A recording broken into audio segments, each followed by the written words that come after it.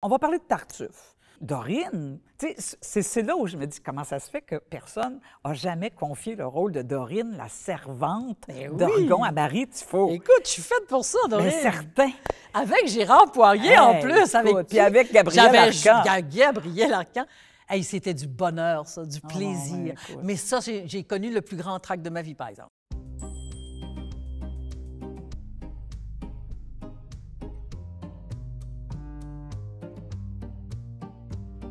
Marie Tifo sur la scène du TNM, mais non pas dans un personnage, mais comme tu es dans la vie de tous les jours, entre un personnage et ta vie réelle. J'imagine que cette transition-là ne doit pas toujours être facile pour une comédienne qui vit de son art depuis tant d'années. Alors, on va parler de tes personnages, on va parler de tes expériences. Je t'ai suivi depuis tellement longtemps dans ce parcours artistique sur cette scène mémorable. Donc, je suis curieuse de savoir quelle est la relation intime que tu as liée et que tu lis toujours avec ce théâtre-là. Ta première expérience au TNM comme comédienne? Première expérience, je dirais que c'est dans les années 80. En 80, il y avait deux courtes pièces d'1 heure. Moi, je faisais la pièce de Villiers de l'Isle-Adam, une femme qui veut s'affranchir. Et mon partenaire était Raymond Bouchard. Alors, je me souviens pas beaucoup des répétitions, mais je me souviens beaucoup du moment où j'ai mis le pied sur cette scène-là. D'abord, comment on l'appelle, la petite lampe là, qui est toujours là allumée? La sentinelle. Alors ça m'avait tellement impressionnée. Ça, parce que, hein, tu sais, ça va vite, on répète, tout va bien. Et là, on arrive sur scène et là, tu es confronté à cette chose magnifique qui est ce théâtre. Et puis là, tu ta petite sentinelle qui est là, puis tu as apprivoisé la scène. Puis moi, j'étais comme, c'était une pièce un peu, je te dirais, c'est les impressionnistes. Tu sais, c'était comme une pièce impressionniste. Et j'étais comme moi-même dans un lieu qui amenait à ça. Puis toute l'arrière-scène, tous les petits escaliers qui montaient jusqu'à nos loges, tout était vert, selon moi. C'était comme le rêve, hein? Tu quittais la scène, tu montais, mais tu étais toujours comme habité par ton personnage. Et tu allais te maquiller, tout ça. Et là, ça y était, tu commençais, puis c'était quand même tu sais, tu es une petite comédienne, là, t'as, je sais pas, 29 ans, 28 ans, 29, peut-être 30 ans, là. Et là, toi, tu arrives sur la grande scène du TNM. Moi, avant, je jouais à Québec. J'arrive à Montréal et je commence par cette pièce-là. Alors, c'était comme beaucoup. Mais surtout avec un metteur en scène que je ne connais pas, Monsieur sincèrement. Alain Allal. Invité. Un invité de Jean-Louis Roux. Eh bien. Un monsieur charmant, mais qui me prenait pour Catherine Deneuve, tu comprends? Ben écoute, parce que j'avais cette foutue blondeur.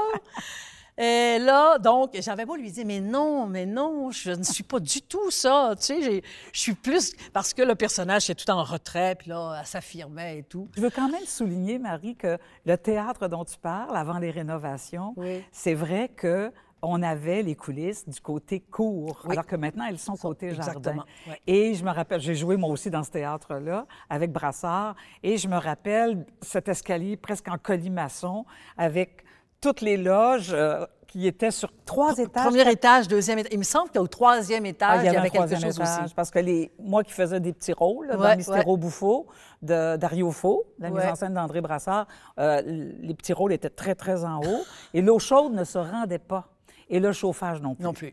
Alors, ce qui fait qu'en haut, on gelait, puis on allait prendre les douches en bas, dans les loges des acteurs qui avaient les rôles principaux. Alors, c'était toute une saga. Il était temps qu'on rénove, finalement. Quel autre rôle il y a eu? Moi, je t'ai vu dans Gertrude, là, dans le Hamlet. Il me semble que j'ai fait un Molière avec aussi un metteur en scène belge, dont j'oublie le nom, avec Normand Chouinard puis Violette Chauveau. Oui, tu as fait Georges Dandin. J'ai fait Georges Dandin. Avec ben c'est ça, exactement. Marcel Delval. Ça, c'était avec Olivier, ça? Oui. J'ai fait Georges Dandin. Non, c'est avec moi. C'est avec toi? Oui, c'est moi qui ai invité Marcel Delval, qui dirigeait le Théâtre Varia à Bruxelles. Bon. Et c'est là où donc, je n'ai fait que Gertrude après. Oui. Donc, avant... Parce que j'ai eu quand même, Olivier m'a quand même, j'ai eu des... Je me souviens pour un Marivaux, puis j'avais le goût de le faire. Mais à cette époque-là, moi, là, je faisais 2 films par année. Et puis, j'avais une grosse série télé.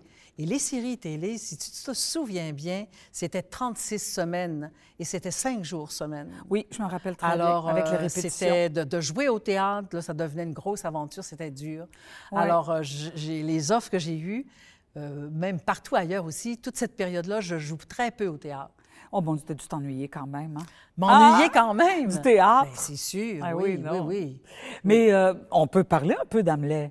Parce Et que je comprends qu'on peut parler d'Hamlet. avec le beau Marc Belland Notre dans le beau rôle Marc. d'Hamlet. Puis moi, je jouais sa mère. Oui, la mise en scène d'Olivier La Reichenbach. mise en scène d'Olivier. Particulière. Je trouvais que en répétition, ce qu'on avait donné, ce qu'on donnait en répétition, c'était extraordinaire. Il se passait toujours quelque chose. Et quand on est arrivé sur scène, il y a eu comme une mécanique trop lourde, ce qui fait que on avait de la difficulté, nous, à donner ce qu'on avait, parce que la mécanique nous brimait un peu.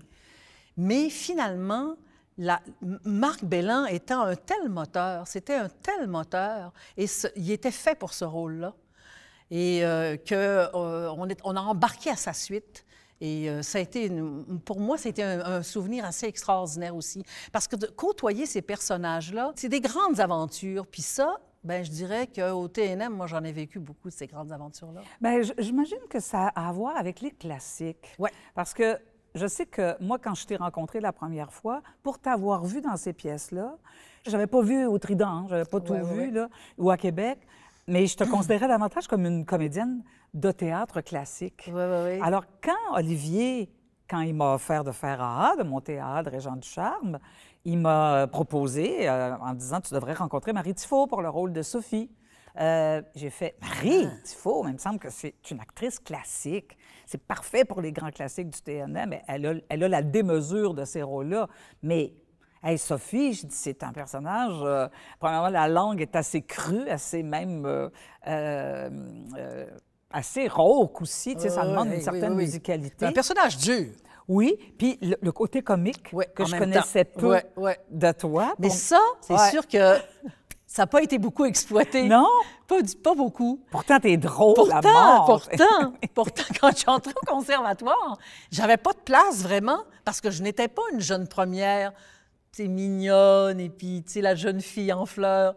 J'avais déjà un tempérament, tu sais. Oui. Alors, il me confiait jamais les rôles de jeune première. Il fallait que je me batte pour jouer des personnages dramatiques, pour leur dire, je peux jouer autre chose que « Coucou, chérie, coucou ». Ils me donnaient toutes sortes de rôles de boulevard français. Je disais, mais voyons donc, je ne vois pas, il faut juste faire du boulevard français. Je peux faire autre chose. Et c'est moi qui me suis mise dans cette situation-là de dire, je peux jouer des jeunes premières dramatiques. Alors, je me suis écartée de ma voix première, qui était l'humour. Et tu vois, et jamais...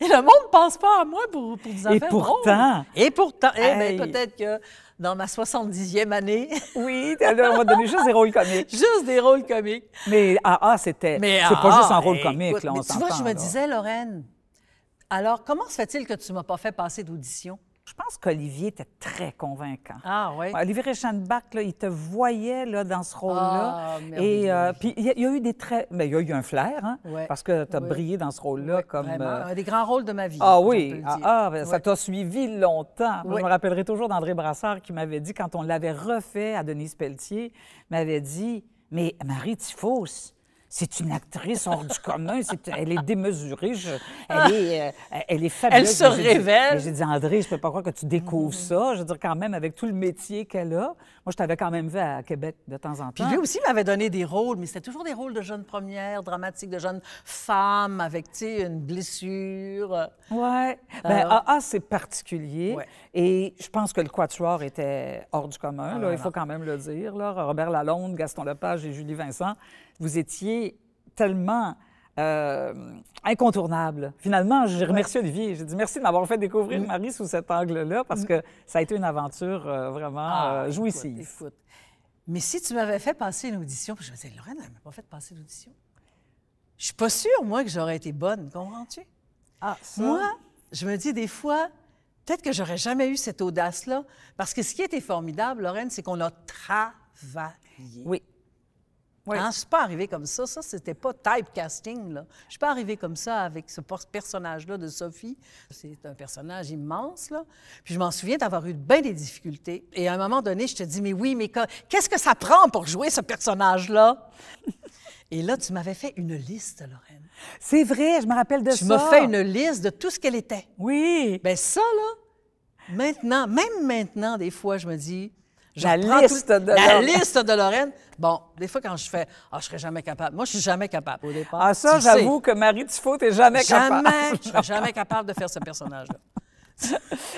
Non, mais ça, c'est un running gag. À un moment donné, mais, moi, je c'est m'habitue. vrai pareil, je le sens Oui, pareil. oui. Mais là, tu m'avais fait ta liste. Et maintenant, c'est toujours une technique que j'emploie. C'est vrai. Écrite, une liste écrite, là, c'est Je me rappelle bon. très bien, très, très bien. C'est vrai que c'est une bonne méthode. Oui, c'est une bonne méthode. Ça m'amène à parler de l'hiver de force. Là, je fais des bonds dans le temps. Oui, là. oui. Mais bon, l'hiver de force, c'est un combat assez long pour avoir les droits d'adaptation théâtrale. Grâce à Claire Richard encore, qui était l'espèce de gardienne de l'œuvre de Régent Ducharme. Et c'est quand on a fêté les 50 ans du TNM et on faisait un échange, nous, avec Georges Lavaudan au Théâtre de l'Odéon à Paris. Lui, il venait présenter l'Orestie d'Échille et nous, il nous invitait à présenter l'hiver de force. Et quand Régent Ducharme a su ça, c'est ce que j'ai su par Claire, elle a fait, bien, écoute, Régent Ducharme a une histoire particulière avec la France, qu'il a reconnue, avec la vallée des Avalées pour la première fois, bien avant le Québec. Et donc, bien, oui, tu as le feu vert. Et on connaît l'aventure. Oui. Hein, l'hiver de force, nous devions le faire au FTA, Festival de théâtre des Amériques à l'époque, avec Moi, je me Marie-Hélène souviens, Falcon, Lorraine, que je te vois descendre le grand escalier en train de perdre connaissance. dans la salle de maquillage. Je te vois descendre. Oui, avec un visage blême. Et là, je me dis, oh, il se passe quelque chose de grave. On est tous habillés en costume, on va jouer, là. Ça, Lorraine, j'ai jamais connu ça. Puis personne, il n'y a pas grand monde qui connaît ça. Non. Et là, ta metteur en scène t'annonce que là, eh bien non, on ne jouera pas parce qu'on n'est pas prêt. C'est un processus très laborieux, mais parce que j'en faisais l'adaptation et la mise en scène. Et c'est pas quelque chose qui est facile. Je viens de le vivre avec La Vallée des Avalées et c'est pas facile. Alors, il y a un moment donné, j'étais complètement perdue entre les enjeux de l'adaptation. C'est un roman hein, très touffu, très dense, avec beaucoup de personnages. Puis là, on avait réduit au strict minimum. Et avec la scénographie qui était signée par Daniel Lévesque, ça ne marchait pas. Ouais. Mais, Lorraine, ça a été un succès. Quand même, on l'a repris en novembre. Oui. Ça a été formidable. Puis on est allé jouer à l'Odéon. Oui. Ça a été une aventure incroyable. Et puis, puis je trouve que à chaque fois, quand on l'a joué ici, c'était vraiment très bien, c'est bon. Mais quand on est arrivé en France, on avait un autre niveau. Oui. On a apporté un soin particulier à cette oui, c'était extraordinaire. langue. Et la show a monté, boum. Il y a le volet international au TNM quand même, qu'on a tenté de ressusciter bien avant que j'arrive, Jean-Louis et Jean Gascon avaient quand même ce désir de briller sur la scène internationale, puis ils l'ont fait. Ils l'ont très bien fait avec des pièces La guerre, yes sir. La guerre, yes sir de Roch Carrier, avec du Molière, où Guy Hoffman a tellement impressionné les Français en disant « mais c'est ça le jeu de Molière, c'est ce Québécois-là ». Alors, on va mettre de côté l'histoire parce que nous, on en a fait. Puis ça, je trouve ça intéressant. On a fait La Déraison d'amour qui a été un vrai beau voyage, notamment à Lyon, mais aussi au Piccolo Teatro de Milan. Oui. La Déraison d'amour, moi, je trouve que ça a été un événement. Bien, d'abord, juste de voir, quand on arrivait au Piccolo, tu sais, il y avait la grosse affiche, là, avec La Déraison d'amour, Jean-Daniel Lafont, Lorraine Pintade, Marie Dufaux. Ça, c'était quand même assez impressionnant. Écoute. Parce que pour une actrice, pour des artistes, pour toi, pour moi, pour tout le monde, jouer au Piccolo, c'est comme pour une chanteuse être au Mets de New York. Hein? Oui. Ça, c'est comme vraiment le consécration. rêve. Un rêve dans une vie d'actrice, d'aller là, dans ce lieu mythique, tout en briques. Ça m'avait bien surpris. Oui. Hein? Rond. Tout rond. Oui. Tout rond. Puis là, tu étais là, toi. Et puis, le décor, finalement, était... Je pense que le décor était parfait pour ça. On aurait dit qu'il avait été fait pour C'est là qui a été le plus beau. C'est là qui était le plus beau, le plus Et puis, efficace. moi, je me disais, mon Dieu Seigneur, qu'est-ce que ça va donner? Ils comprennent rien. C'est ça. C'est quand même 1h20, une religieuse avec ses délires. Ses délires, et, enfin, des délires divins quand même. Mais écoute, j'ai reçu un accueil, on a reçu un accueil extraordinaire. Les critiques parce que ont été l'écoute dithyrambiques. l'écoute était Est-ce que je me trompe ou il y a une extraordinaire. critique qui te Oui. compare à Anna Magnani? Oui, oui, oui. Écoute, quand même, là, c'est pas rien, là, quand même. Aïe, aïe, aïe. Ben oui. En tout cas, je la garde celle-là parce qu'elle est trop belle. Oui. Mais oui, de jouer là, c'était extraordinaire. Puis tout ce que c'est que la vie, parce que là, c'est quand même plusieurs fois qu'on a fait le voyage d'aller jouer à l'extérieur, à l'étranger. Moi, ce que j'aime, c'est que là, on fait la vie la vie qu'on a choisie. Parce que la vie de comédienne de théâtre, là, c'était ça un peu avant. Ben hein? oui. Toute ta journée, tu es là, t'attends, tu te promènes, t'es à Milan, et le soir, tu t'en vas jouer.